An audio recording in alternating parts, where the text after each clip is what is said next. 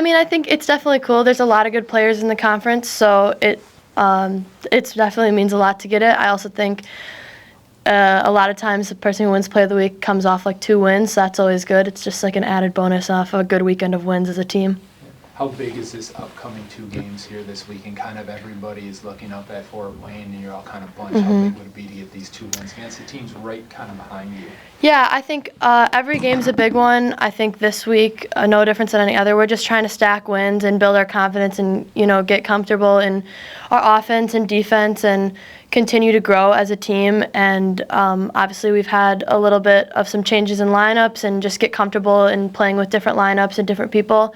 And I think down the stretch, we're all building towards March. So I think these 2 games are definitely going to help us as a team grow. You've been effective as both a reserve and as a starter here. When Maddie went out a couple years ago, you kind of really helped keep this team afloat with your game, with her out and some other people out. Does your game or the way you approach things change, or is it just you doing what you do? That's a good question. I feel like, I think I just try to stay true to myself and play within my means and do what I'm confident in and what I do best. I think Green Bay, as you've noticed, we have a lot of players that can step up and fill roles, so there's definitely doesn't feel like there's any pressure on just one person to perform, and I just try to show up every night and every day and then come to practice and work on, what can I bring to the table to contribute to the wins for the team. Curious, since your days in high school, you've always been a really good rebounder, and that has stayed the same in college. Even though, on this team you're the second shortest.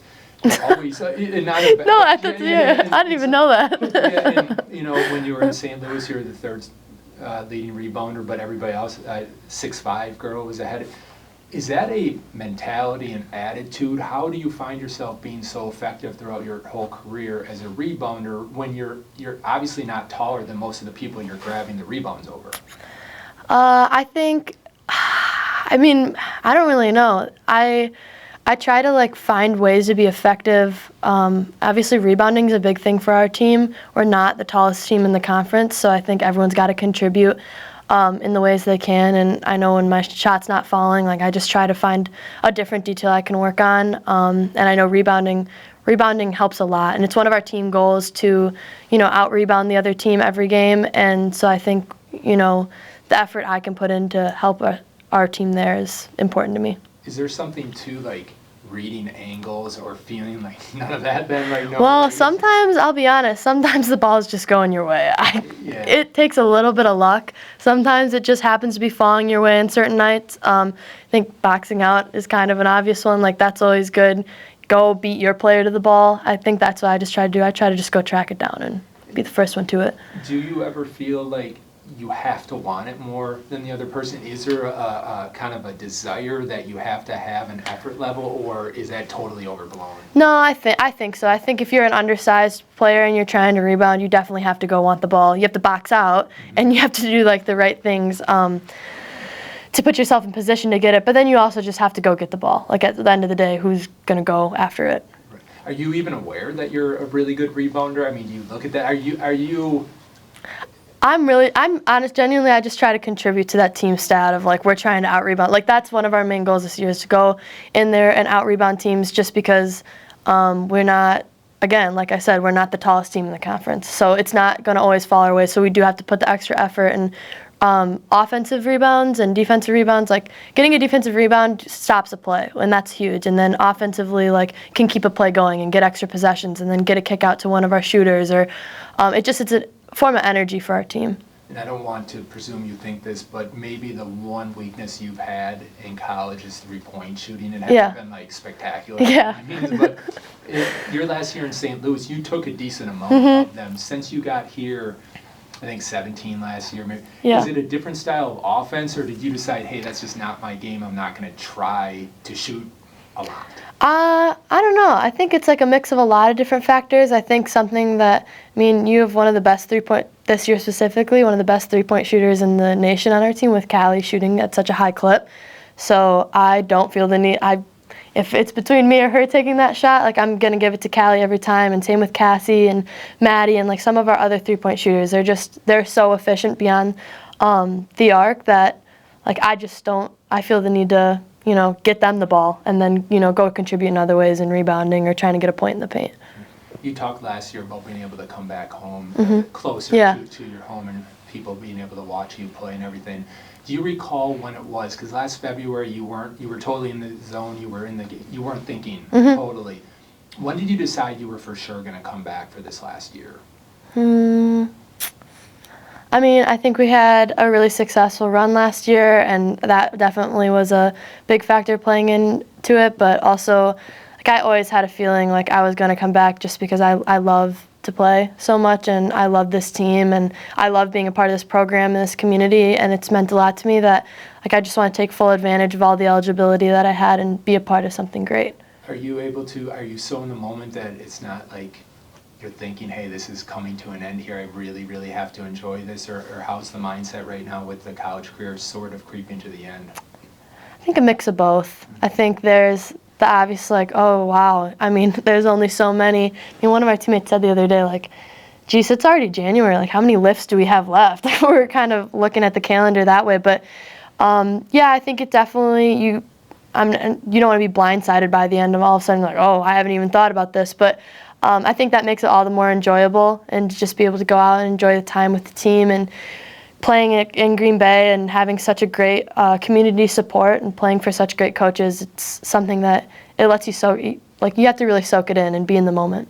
You were able to get to the NCAA tournament with this program last year, first time in 6 years. Is it really important for this super senior group to be able to go back there and end your career that way, or are you not putting that type of pressure on yourselves right now? I think it would be wrong of me to say that that's not a goal. Obviously, I think that's everybody's goal. Right now, I think we're just focusing on being the best version of our team, so then come March, we can kind of just play loose and just play hard. It would be great to end on that high, obviously, but I honestly think, like I've said, being a part of Green Bay and playing for this program and just the way that this program and this community has adopted me in is it's so rewarding that I feel being able to play for them, I don't think it could go wrong either way. Do you have any desire to play professionally overseas after college, or have you even thought about it? I haven't really thought about it. I'm pretty focused on what's in front of us right now. Yeah. Take me back to the beginning of the season. Kayla comes in. You guys start with a pair of losses, and then that to now, or 6 straight wins. It seems like the momentum is there. Walk me through start to now, where it seems like everything's flipped, but maybe you guys have just gotten more comfortable. Yeah, I think obviously with Kayla coming in, she's a familiar face, but there's still things that we need to work out. New offenses we're running, new things we're trying to get incorporated, and just change little tweaks of things that we might not have done as well last year that we were trying to work on going forward this year. So from the outside and from what it looked like on paper with the 2 losses right away, it probably looked a little shakier than it really was. But I mean, it's a long season, and we were working on just getting comfortable and finding our identity in a lot of different ways. And it may not have looked great, but I feel like we're caught a stride and we're doing good now. What do you think has contributed to the stride? Is it just getting more comfortable, or what? Yeah, I think a lot of it is getting more comfortable. I think we've been getting in the gym a lot more, making sure we're tightening up on little details. We're obviously a veteran-led group, so we have to act like as smarter players and not play to turnovers and just be more sharp. And I think that's part of it too, is just being a lot more focused and locked in and continuing to get in the gym and work on our games. It seems like your emotion is way up. I mean, after that big run last week, Yeah. you guys were really hyped. Yeah. How nice is it to get to this point in the season where you kind of feel like everything's clicking? Yeah, I think it just gives us the confidence and the energy to take that confidence of the games we played on the road last week and bring it to the home stretch this weekend, and then continue to build off there. And with 6 straight, is momentum a thing? Is it where, a win could lead to a win, could lead to a win? I mean, the last 20 years? Hopefully. Right? I'm right? I feel like hopefully. I can't answer that for sure, but I think it does help. I think also playing at home, we love to play at the Crest in front of our fans. So, coming in here, hopefully we can keep that momentum going. But yeah, I think it's all about building towards March. Do you feel like practices and games have gotten a lot more? I mean, a lot of people say winning makes it fun. Do Yeah. you feel like practices and coming to the gym every day has become more fun now that you guys have kind of meshed together? Yeah, I think it's been fun either way, though. I mean, that's the thing. Like I said, we're a veteran-led group, so a lot of us, our time's ticking. We only have so much time left. So being in the gym and coming to practice, you got to find ways to enjoy it, no matter what, wins or losses. And I think that'll contribute in the long run. You mentioned changing in lineups. How much is the continuity of that group, though? You played together for so long, kind of give Kayla that ability to mix and match things how maybe she wouldn't be able to do with a group that maybe doesn't have the experience playing together that you guys do? I think it's cool. There's a lot of people in this program that have different talents and different strengths that they can contribute. So then it gives our coaching staff an opportunity to kind of like play with different things and craft different lineups and try new things on offense and defense just to, you know, give teams another look. And I think that can be an advantage on the stretch. And I think it's something that we can play with, and it's cool. Like, it's fun. It's fun to see different people contributing in different ways and, you know, stretching their game. How much does that, like you said, gives you those abilities down the stretch? How important is that when you're going to be seeing conference teams again later, especially teams that have seen a lot of the players that you put on the floor? Yeah, I think it's important, and I think it's just like it'll be big to give conference teams another look, because obviously, we, like you said, we do play everybody twice, and just to kind of like keep the momentum going and, you know, give them different looks and give ourselves an opportunity to be in a good position into those games. You mentioned the confidence is high. What is it on the court, though, what in terms of intangibles and guys that you are, you know, things that you guys are running that has led to this success recently? I think a lot of us are really good friends, and our culture, Coach Halo puts a lot of emphasis on our culture, and, you know, we want to win together. It's not an individual effort. So cheering for each other and cheering each other on when, you know, shots are made or big plays happen, just being one cohesive unit is really big, and it makes me have more confidence when I know my teammates have confidence in me, and I'm sure it's vice versa. It goes the same way. Some grades are in, and you guys had the #1 GPA in the department. What's that feeling like? And it's a department that's done very strong academically as well. I think it's really cool. I think it's a testament to, again, like I said, our culture and who we are as people and not just players. And I think that's something that's important is, you know, basketball only lasts so long, so being able to take that drive and work ethic off the court is really important and cool. Remember last year at the end of second semester, grades came out and you guys didn't get some sort of academic achievement, and you guys were visibly upset about it. How did that help motivate this season and your GPA? Yeah, I think it's funny because even like we didn't have a bad GPA last year, and that's the thing is like we just all are very focused on you know, being great in both aspects, and I think even missing that by 0.01, 0.02, or however much we missed our goal by, it just makes us all work harder and, you know, focus on other things outside of basketball too. Like I said, you know, we're not just athletes, we're also students, and so incorporating that in the classroom is really big. It's frustrating anytime somebody gets injured, and you certainly don't want to see it happen. I think it's even more so because it was within the last minute of the game, and we're really just trying to finish it out. But it happens. It can happen at any time. So she knew right away when she went down, she just sprained her ankle really bad. So she wasn't able to go on Saturday. And truthfully, I think it might have been a blessing in disguise to see other people step up. And Maya Myers is well equipped and really prepared for that moment. So it's not like she hasn't been in that situation before, but she hasn't done it with a Green Bay jersey on. So for her to play 35 minutes and to run the show was a really big deal for us on Saturday. So I thought she stepped up and did really well. How are you feeling about these two games? Because everybody's kind of bunched up behind you, Fort Wayne in the standings. Right. How big would it be to go 2-0 this week? Yeah, this is a huge week for us. I think Detroit and Oakland, because of some of the wins that they have, I think that they can draw on a lot of confidence from those wins. And you know, both of them are just, they can score it.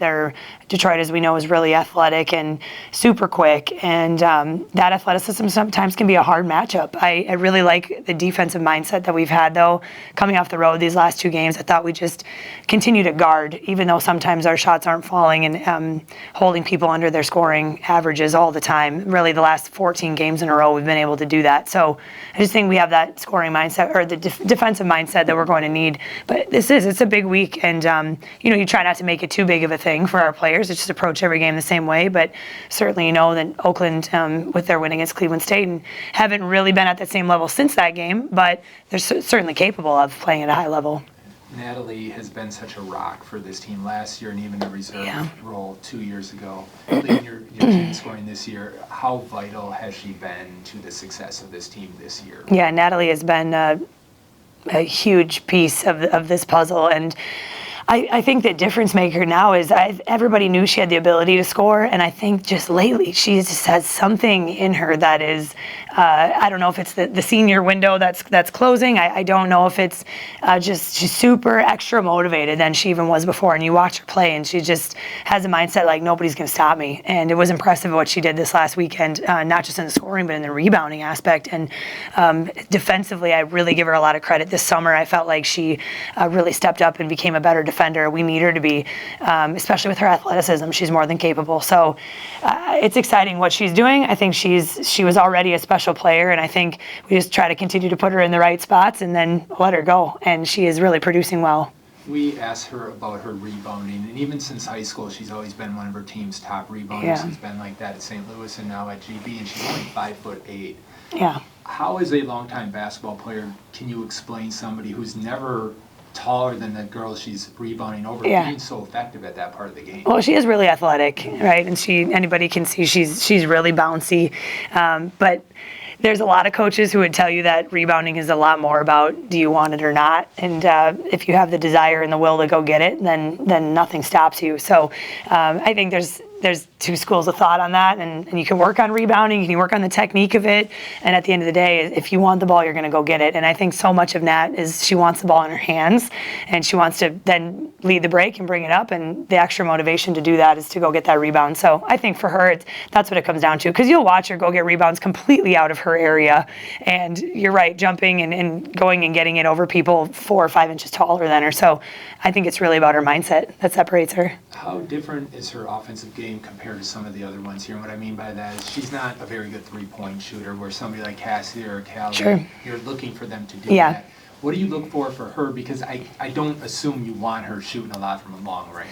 She has an unbelievable mid-range jumper. So I think she is really different from the rest of our offensive pieces, and I think that's a really good thing. I think what you see is against the zone defense that she really would much rather live in that high post area, or the gray area where a lot of zone defenses say we're going to give up that shot. She thrives in that area, and she'll catch it on the block, but she loves her fadeaway little jumper to the baseline, and that skill set it's really different from what everybody else brings. But I think that's a great thing. I think that she complements players like Cassie and like Callie really well, and teams are starting to guard us maybe a little bit differently, and certainly they have to guard a Cassie differently than they guard a Nat, but we're figuring out still ways to get her the ball in places that she wants to score, and I think that complement is boding really well for us.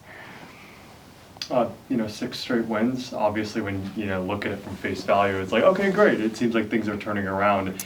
Was there a conversation or a moment after that Creighton loss, or even in the midst of these 6 games, where you kind of felt like this confidence and this stride was starting to become a thing? Well, I think it goes back to we knew the non-conference was going to be challenging, and we loaded that up, and we knew that these players could handle that, but it certainly exposed some bumps in the road, whether that was a tactical piece, an X's and O's piece, or whether that was a chemistry piece between coaches and players, or player and player. And I think all of those games sort of uncovered little by little what we've got to grow at, and what are some of our weaknesses, and how are we going to cover those up, or how are we going to continue to work to get better.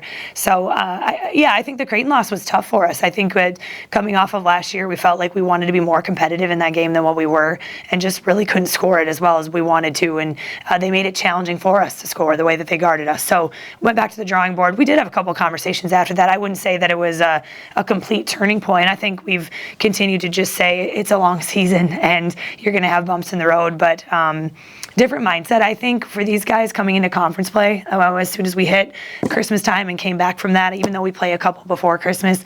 I just think that this program and this place has that effect on you. You look at conference play as like, now we roll. Like, now we're prepared, and we've seen a lot of different styles, and we've seen some challenging teams, and we've been in some tough situations where we've been down 12 and down 13 on the road too many times, in my opinion, but found a way to win those games. And you go to Puerto Rico with hardly anybody in the gym, and you come away with 2 big wins down there, and a third one being really competitive. And so you see a lot, and you go through a lot. And I think when you get to the conference season, it's a different mindset that these players take on, the program takes on. I know that you know the success of this program. So the last 25 years, you guys have had a 6-game win streak. Like, that's what's expected. Now, expectations to reality is tough because they're always going to be high, and then the season starts, and then everyone wants to bog down on little things and losses and stuff like that. Yeah. Could you sense that this was the potential? I know that you're hoping it's more, but this was the potential of this team when you took over in the summer? Are you looking at it like, oh, it's actually maybe better than I thought? There's more that they can uncover. What has it been like from day one of taking over to, oh, I'm finally seeing this team hit their stride? Yeah, I'm not sure that I set out and really went through and thought, okay, at this point, I think our record's going to be this. I didn't really get into that because there's just so many things you have to figure out. So I think what I'm excited about, I think that exceeding expectations is the leadership that we have on this team. And I knew some of these players coming in, but certainly wasn't with them every day in practice. And I, as an alum of the program, am ridiculously proud of how they've handled a coaching change and how they've continued to do a lot of the things similar to how they've been doing it culture-wise, and been really open and accepting to a couple of tweaks here and there. And I think that it just can't go unnoticed because I've been a part of coaching changes. I was with one as a player, and then other times I've been an assistant and there's been a change, or as a head coach, and it's not a given that people stick together. First of all, it's not a given that the players stay here, and it's not a given that they just say we're gonna stick together and we're gonna do this the right way, and that their leadership just reigns true and that they can continue to bring the young ones along. I think I'm just, what they've done despite the coaching change, I think is really remarkable. So I haven't really said, okay, going back, have they, numbers wise or X's and O's wise, is this what I thought?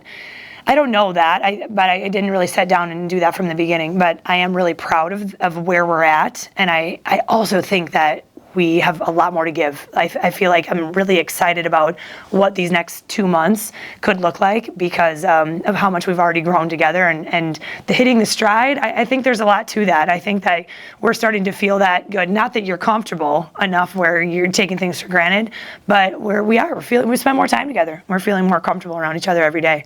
Sorry. I was just going to say, I'm sensing a more confident team. I know Natalie said that, obviously winning leads to that, but it just seems like the emotion is there, and you could see it on the court, especially during the big runs in the third quarter.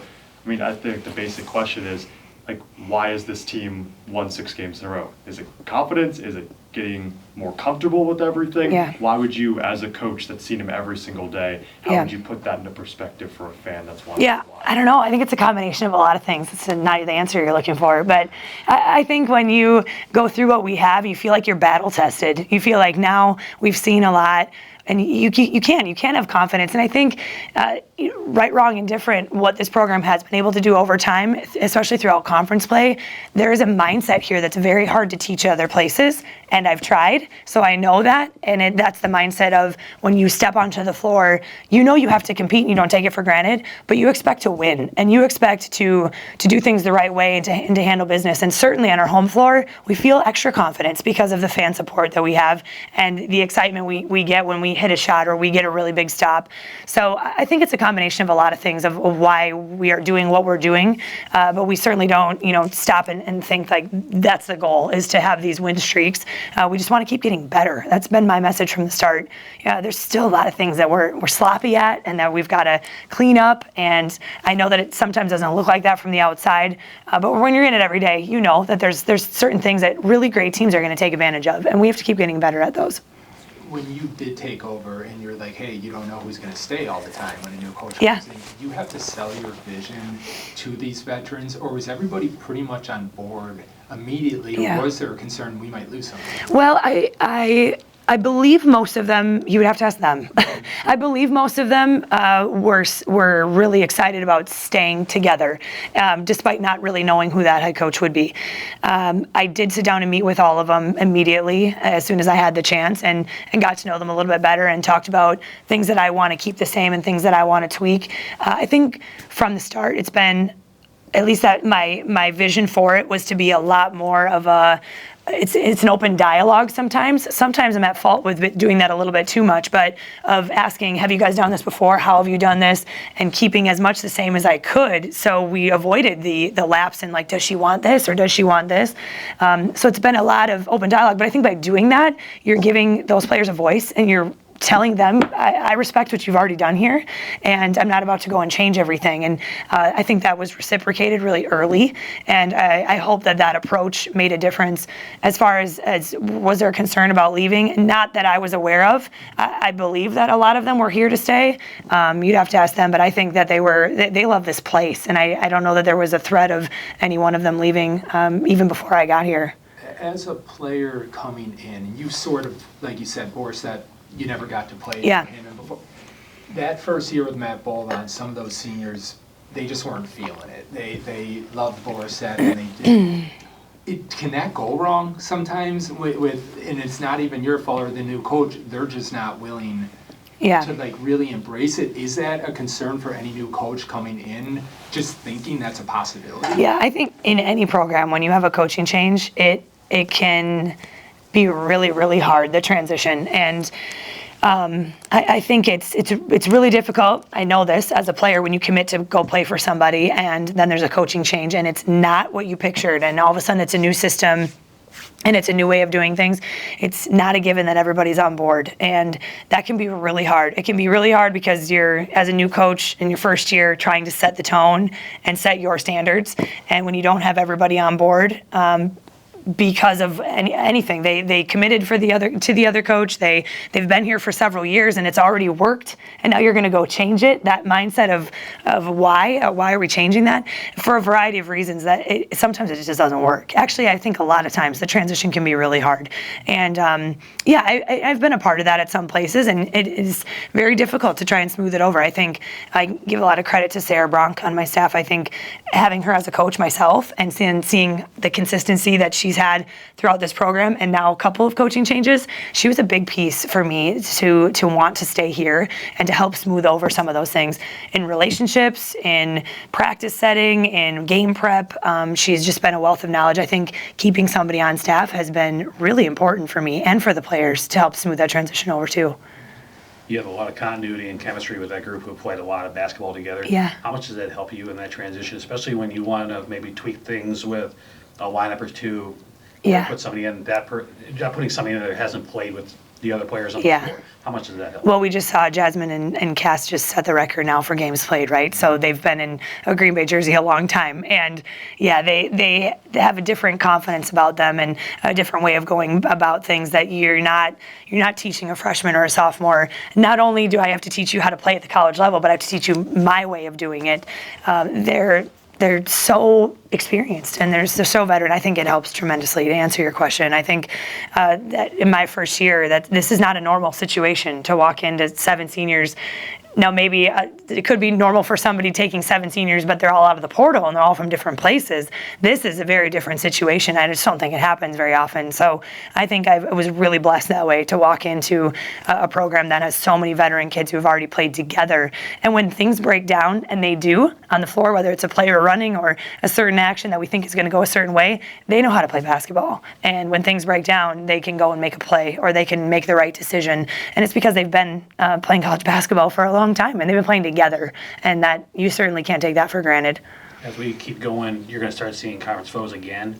Yeah. Do you feel like you have to change things up? Because the first time they hadn't seen your system, but they saw Sure. players that are familiar. Do you have to change anything up when you get to that point? Second round's always harder. Second round is you know each other so much better. You've seen everybody face everybody, and you've taken little bits and pieces of what everyone else has done against you and trying to work it into your system.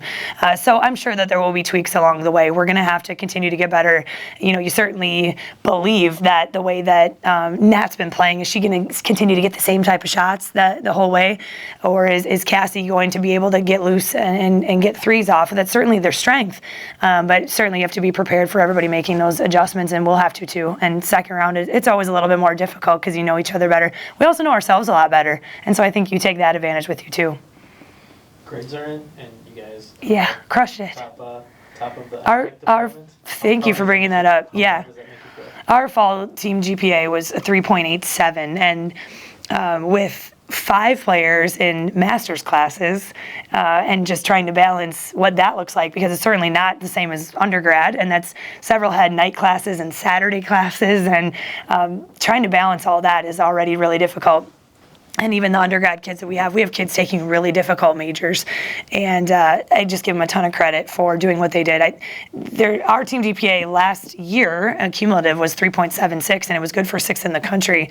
And you sit here and think like, well, that's pretty high. I don't know that we're gonna continue to chase that down year after year, and then they just go and crush it this fall. So really proud of them and their efforts, and I think it's a testament to who they are and their work ethic and what they do in the classroom. It doesn't go unnoticed. I think it's really important that we point that out, because they're great players, but they're taking care of their academics as well.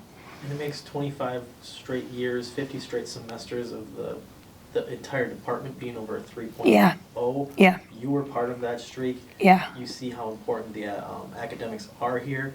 What can you say about like just Green Bay athletics and their commitment to academics? Yeah, when I heard that 50 straight semesters, right? 50 straight semesters of over a 3.0 within the department, I think is an incredible feat. It's another piece that you don't find at other schools. I think everybody, we've got this commitment to academics here, and we'll give a shout out to Coach Klein, Mike Klein, who's our cross country coach and also is our academics liaison, and does a fantastic job supporting our student athletes and making sure they have everything that they need. And with Josh Moon's leadership, I think we've continued to trend in the right direction academically. So I think it says a lot. It says a lot that we make sure that we're taking care of the classroom, and we know at some point you're not going to be playing professional sports and or even after college sports, and you're going to have to go on and pursue a career. And our student athletes are being set up in order to do that and be successful in the future.